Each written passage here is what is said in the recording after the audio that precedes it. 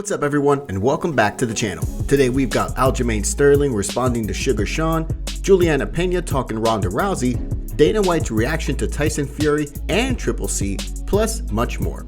Don't forget to like this video and subscribe to the channel to see more videos just like this. Now let's get into it. After Henry Cejudo calls for a UFC title shot, Dana White issues his response to this quote, silly conversation. Despite his insistence to step in as a replacement fighter for Max Holloway to take on featherweight champion Alexander Volkanovski, former flyweight and bantamweight UFC champion Henry Cejudo still remains retired and out of the UFC. And Dana White really doesn't understand what all the hoopla is about. When Holloway announced that he had to withdraw from the UFC 272 title fight, Cejudo said he would step in and try to become C4. Not to mention that this is a weight division above those he had held titles in, Cejudo has also been retired from the sport since 2020, following his win over Dominic Cruz. Cejudo also claims that the UFC isn't willing to pay him what he's worth to step in for a title fight. Well, after this weekend's UFC Vegas 46 event at the UFC Apex in Las Vegas, UFC President Dana White was asked about the situation, and this is what he had to say. Come on, man, this is a fucking silly conversation. Silly. He wants to come back and try to win the title again in his weight class and then talk about moving up or doing something else, but you don't just pop up and start calling somebody names and think that you're going to get a title shot in a different weight class when you've been retired for, what, two and a half years? The boss man hath spoken. What do you think about Dana's response to Cejudo wanting and not getting a featherweight title shot against Volkanovski? Do you agree with Dana and feel that Cejudo should settle down? Or do you think he should get the title shot in the same way as GSP got his for the middleweight title? Calvin Kattar's convincing win over Giga Chikadze at UFC Vegas 46.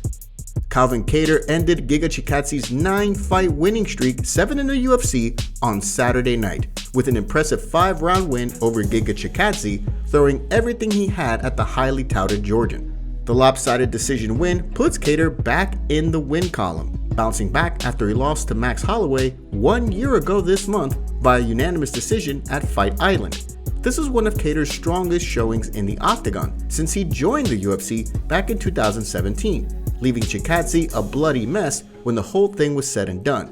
When asked how he felt, this is what Kattar had to say at the conclusion of the fight inside the octagon. Bittersweet, man. Feel like but also never been better. I don't know, I feel great. Giga's a tough fighter. 7-0 in the UFC, you're doing something right, like I said, but you know, they all counted me out this fight, everybody.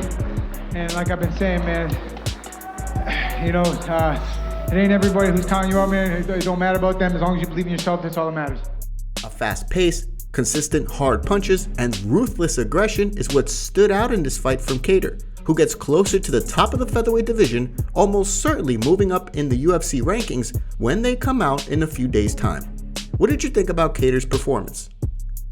Following Sean OMalley's criticism, Aljamain Sterling issues response to Sugar Tits. Bantamweight champion Aljamain Sterling is striking back against Sean OMalley over comments he made about Aljo and Peter Yan. First, OMalley spoke recently on the Timbo Sugar Show podcast about the scheduled bantamweight title unification bout for UFC 273 in April.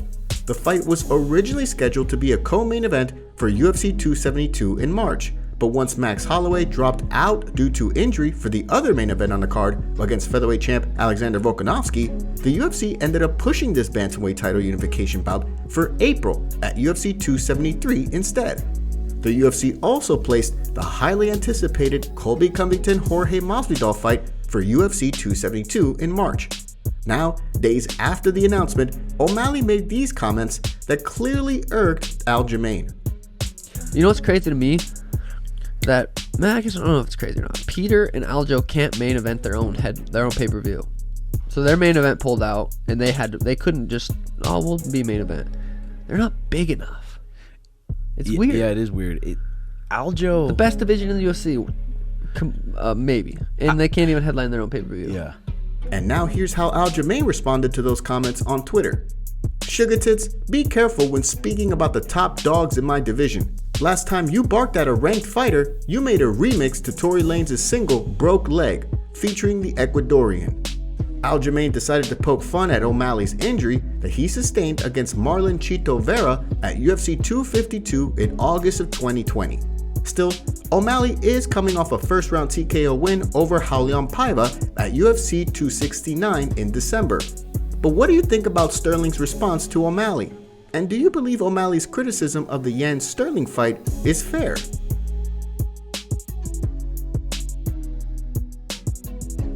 Last question for me. I want to ask, obviously, the pay-per-view price changing. Everybody's kind of up in arms about that. I know that's an ESPN decision, but do you guys have any input in that at all? Do you ever say, like, hey, maybe that's a little too much for the consumer? We don't.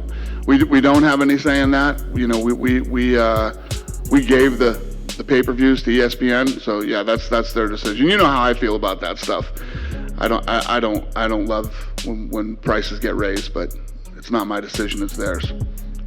Don't forget to take a second to hit that like button and subscribe to the channel to stay up to date on the latest fight news.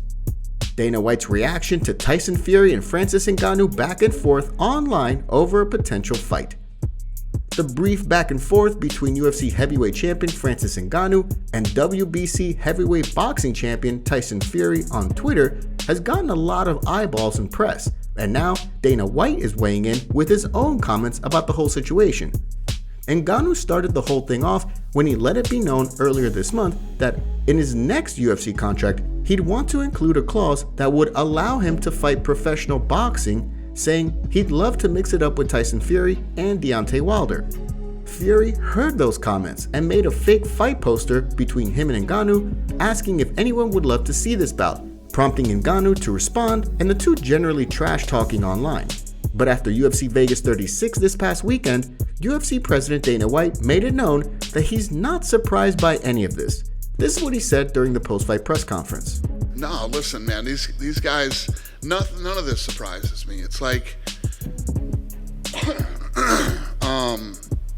these boxing guys need guys to fight. That's what it shows. You know what I mean? And yeah, no, it doesn't surprise me at all. What do you think about Dana's response here? Juliana Pena relays what Ronda Rousey said to her all those years ago. 2013 was an incredible year for Ronda Rousey. She was bantamweight champion and on top of the world with wins against Liz Carmouche and her bitter rival Miesha Tate. In fact, that was the same year that Tate and Rousey both coached on The Ultimate Fighter, which had Julianna Pena fighting under Team Tate. Now, years later, with Pena now holding the UFC Women's Bantamweight title, she's relaying how awesome it would be to coax Ronda Rousey back to MMA. And in a recent interview with the New York Post, Pena gave a little insight into what Rousey told her all those years ago. It would be great to have her come back to UFC and fight again. I don't know that she'll recall this because she ended up getting taken out by her entire team. But when we won The Ultimate Fighter and got out of the house, she told me that you're gonna give me a tougher fight than Miesha Tate, but when that day comes, I'm still gonna kick your ass. I kind of said to her, we'll see. With her underdog victory against Amanda Nunes at UFC 269, now part of UFC history, it remains to be seen what's next for Pena. At present, there's talk of a potential rematch against the Lioness, possibly for early summer. The ball, by all indications, is in Nunes' court right now, as both fighters heal up and get back into training for the rematch. What do you think of Juliana Pena's words here about Ronda Rousey? And are you excited for a rematch between Pena and Nunes for the UFC Women's Bantamweight title?